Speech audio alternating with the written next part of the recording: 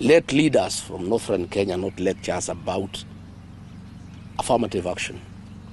Devolution has been in place since 2013, and leaders from those regions deliberately have refused to develop institutions.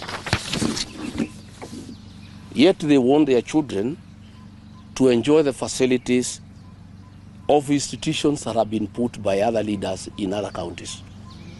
Since 2013, Wajir County has received 99.6 billion Kenya shillings.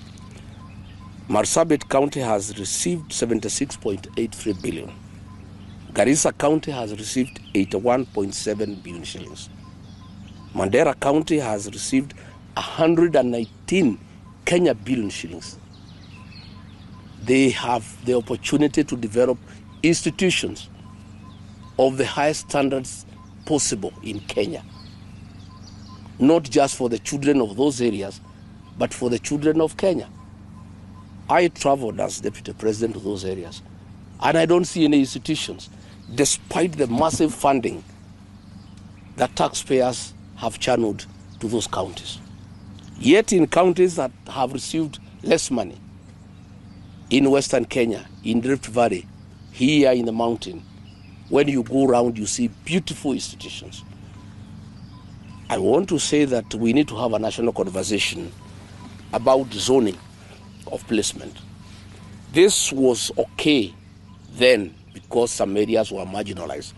But these areas have received massive funding from the Equalization Fund. They have received massive funds from the National Kitty. CDF funds are shared equally among the 290 constituencies. Yet when you go to these areas where the leaders are making a lot of noise, there is nothing on the ground. In fact, when I was deputy president, I was shocked that these leaders from northern Kenya don't live there and they don't work there. Anytime I had a trip to Garissa, to Mandera, to Wajir, the leaders of those regions would demand that I make space available for them on my aircraft. I would go with them and come back with them. And I never saw any institutions there, despite the fact that billions of shillings have been given to those areas. So we are saying we need a national conversation to ask. Devolution was supposed to bring equity. Equitable allocation of CDA funds was meant to bring equity. 13 years down the line, is there really any county that requires affirmative action anymore? We need to have that conversation.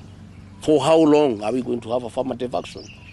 Because devolution was meant to address the inequality and the marginalization of certain regions.